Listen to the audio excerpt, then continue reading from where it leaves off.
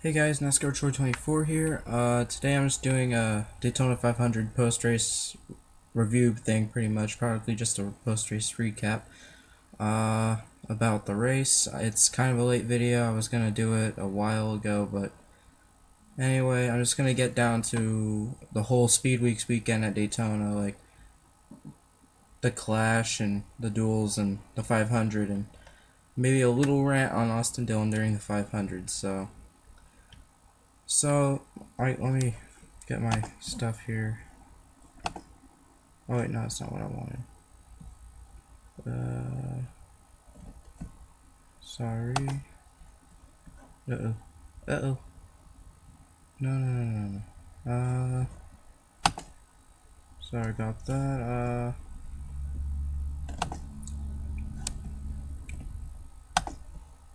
Just trying to get my notes into here. Alright. So, first things first in this whole thing is the whole thing with the Clash. The Clash was decently good, except for Chase Elliott spinning out of course because he's my favorite driver. But my computer's lagging out. Oh no. But besides that, the whole duel I'd say was pretty good. So, alright. The first thing of the whole Clash was Austin Dillon. He got to start first because of a fan drawing, I think it was, that put him on the pole position for the whole race. And on lap 7, Kyle Larson, I don't think I have a video clip for that, but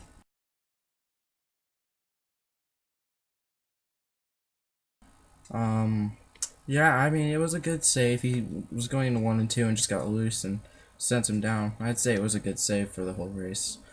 And then on lap 22, 21 or 22, I think it was 21 though, Jimmie Johnson, he got loose in the middle of a 3-wide pack and he ended up saving it. It was pretty good. I mean, I don't have very much to say about it. And then on the same lap, coming out of 3 and 4,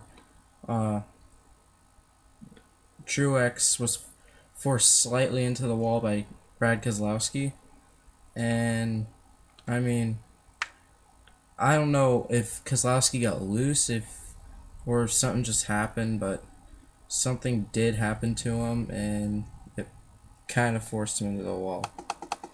And whoever saw the Clash, I doubt any did. I mean, I don't have very many subscribers, but Kyle Larson did hit the back of Jimmie Johnson's car on the final lap, and it spun Larson, causing heavy damage to his car, along with Casey Kane and Chase Elliott and Truex. So here comes a push from the 42. Watch that. Go to the 41. Push the 41. He's got to run on the 48. Jimmie Johnson. I think. Oh, Johnson gets turned! Not again. Kyle Busch into Larson into Johnson. And for what, the 7th year in a row, Jimmie Johnson will crash out of the Clash. Alright, now you guys seen that clip. The leaders of that race was Austin Dillon and Denny Hamlin. Austin Dillon, Denny Hamlin, Chase Elliott, Brad Keselowski, Kevin Harvick, and Joey Logano. And Brad Keselowski did lead the most laps of that race, leading a total of 43. Elliott had the second most with 17, so it was a pretty good day for Chase, except for the part where he got crashed on the final lap. And well, he wasn't the one that crashed. It was more the whole thing started backing up everybody, and Kane was thrown into him. So that was pretty unfortunate. Oh yeah, and Larson also led a lap. So I'm not going to go through all the end race results. All I can say is Brad Keselowski won, and then he had his teammate Joey Logano right in behind him. Blaney, who was also his teammate, finished 4th. So now getting into the duels. Alex Bowman started on pole position for the first duel, I believe. And it didn't take long for chaos to happen when Jimmie Johnson blew a tire. On the Here's right that. side of the screen. See what happens here. Jimmy drops out of line after they come through the trial. Well, he realizes he has a problem. It looked like the car got pretty loose right there. As he moves down, I believe he blows a left rear tire, sends him into Eric Almirola. Daniel Suarez has to avoid him, spins to the infield. I think other than some tires, Daniel might be okay. Heavy damage to the 48 of Jimmy Johnson. All right, so, and then the next thing that happened, of course, on lap 39, Byron got wrecked, and he didn't get hit or anything, but he got loose because Stenhouse packed air onto the spoiler of his car, and it caused him to start spinning out of the tri-oval. So, here's that Almirola. Oh, they're wrecking. 24's around. Oh, no. William Byron, the rookie. Hold her down. Stenhouse jumped out to make a move. I don't know if that... Never touched you, but he pulled you around with air. Yeah. That's exactly what I saw. Yeah. Byron was already... The back of the car was definitely unstable. There's not that much damage. No, the right front's down, but the car doesn't look bad. I can't tell here. You know. Boy, Stenhouse is... And he did get the nose, and there's a lot of different pieces that connect to the radiator in that nose that could have been damaged. That we. All right, and then I'm probably not saying much about the whole thing because I just want to get to the 500 because the 500 I have some opinions on. I don't know if any of you would agree with them. So, but on lap 4, again another spin from Stenhouse getting someone loose. It was on lap 48 of duel 1. David Gillen got spun around by, the same thing that happened with Byron on lap 48, and he wasn't very happy about it, of course. He thought that Stenhouse was just someone who has won 2 plate tracks and thought he was the greatest driver ever, so here's that clip. We were just all kind of riding in a single file line, and a couple guys were trying to make the bottom work and just got sucked around. So David Gilliland is around down in turn 1 and took a pretty hard hit into the wall. Heavy that will put damage us to under that car. our 3rd caution flag. We talked about. Be okay. He's going to come up on his... Oh, it's a very similar situation. Oh no, that didn't get him loose there. Now he gets a run, gets into the corner. Oh, same exact situation as he crossed over. That is basically just turning these cars sideways when you get that close and pack air in the left rear. And one of the later wrecks, which was the final wreck of the whole duel, was Brad Keselowski getting spun out with only 3 laps to go when he was trying to block Jamie Mack, but was too late when trying to do so. And so, I don't know if I have that clip. I'm going to check in really quick. This is not what I wanted to do. This is first video I'm doing with this, so it'll eventually get better. Yes, I have that clip, so here's that Take clip. the lead there, crash on the back straightaway. Keselowski tried to jam it in there and bump draft. Pays the price. That's a good race car that just got torn up. Jammed it in there. The hole closed right up on Brad. Yeah, I mean, I couldn't tell if he was trying to come up or if the one car, McMurray, just forced the issue. Coming to the rear bumper, it looks like the 2 actually moves down a little bit for a split second and then thinks twice about it, but McMurray was there by then. Alright, and after that had happened, it ended up being Blaney winning duel 1 with Joey Logano edging out Darrell Wallace Jr. for second. In the second duel of 2018 Speed Weeks, Denny Hamlin got to start the pole for the second duel. And it wasn't long until a wreck happened in that race, of course, with Chase Elliott spinning. I'm pretty sure he spun him, but I'm not sure if it was actually him or not. But whichever one it was, I'm not going to put blame on either one. But it happened on lap 12, and Eric Jones was either spun out or just got loose from Chase Elliott, causing the first caution of duel 2. Pushing the issue with Eric Jones. Oh, Jones around. Just like we saw in duel 1 with Stenhouse. Yep, same thing. Matthew Benedetto, the 32. Patrick shoots by. Kyle Larson is in it. Larson, minimum damage. Oh no, his left front's tore up. You know, anytime there's a rule change, Mike, Jeff, there are unintended consequences.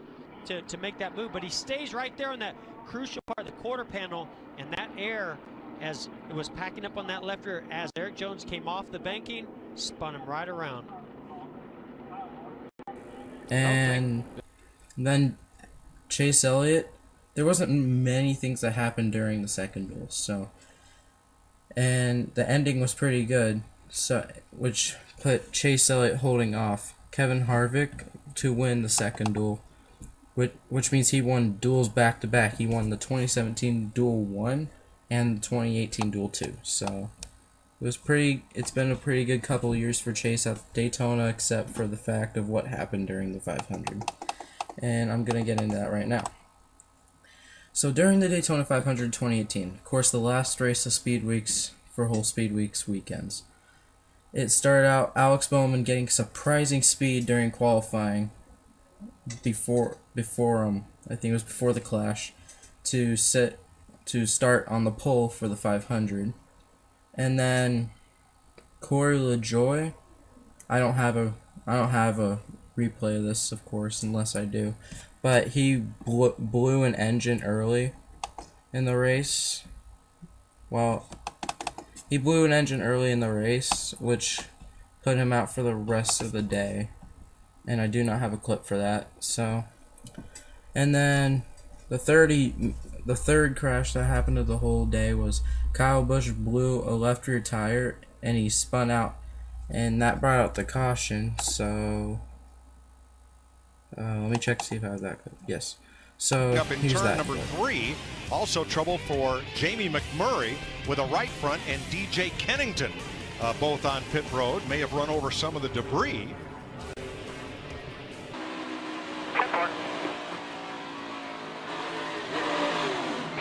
We're wrecked, guys.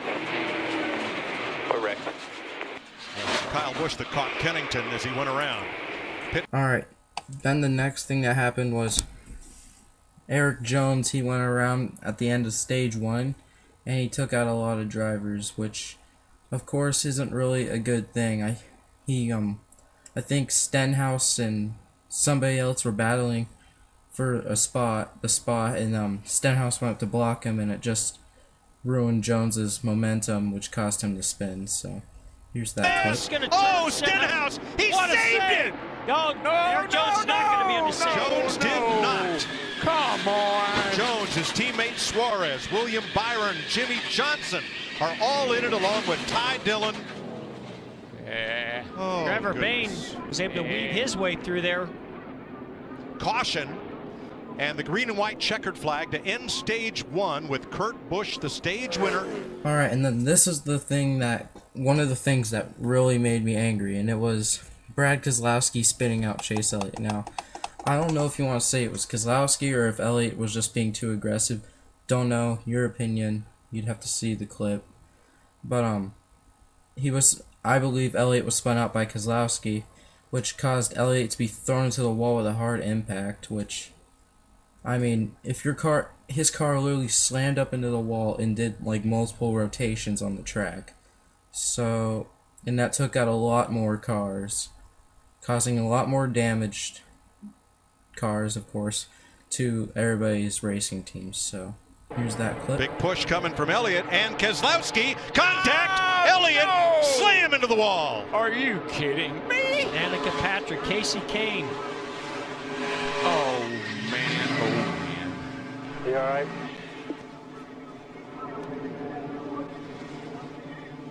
Yeah, I'm good. Oh, took the wind out of Chase Elliott. Yeah, that was Elliott, Kane, here's violent. Danica Patrick. Last second, at least from that big hit. Yeah. And you see Keselowski. Alright, the next thing that happened, this changed the whole ending of the race. Like, this was, I believe, I can't remember whose hands it was. It was all in Ryan Blaney's hands until this caution came out, and it was William Byron. He spun out because of a flat right rear tire with only 11 laps to go in the 500, which brought out a caution. And so I have that clip. So Racer Ryan Blaney in his first drive as a full team. Trouble, turn 4. A car spins to the inside. It's William Byron. Caution. Caution's out, caution's out, caution's out. Oh, boy. Oh, boy. Well, that changes some things. Yeah, you know what it changes? The 22 will get back on the lead lap. Yes. He's got a fast car. Man, and then I'm thinking, I had this in the bag. This changes everything. This sets up for an incredible finish. I like how you think he had it in the bag. I think those others were sitting back there just waiting. And then Ryan Blaney. This was the clip that ended Blaney's winning chances, and that was when he spun out Kurt Busch. Only 2 laps left in the race. So that was not a good thing for him to do. And 2 laps left in the race. I understand they're being really aggressive, and it ended up bringing out NASCAR overtime. So here's that clip. Runs that come so fast, you cannot protect against that run. Oh, we got Kurt one Busch around off the bumper of Blaney. Inside, inside, you should be the leader. Looks like Truex yesterday. not able to avoid this one. Or Bowman. Oh, Bowman's got it. Benedetto, Stenhouse, a bunch of them. Di Benedetto all torn up. As soon as Blaney poked his nose to the left of the quarter panel, that 41 around it went, just like we've seen all week. Yep.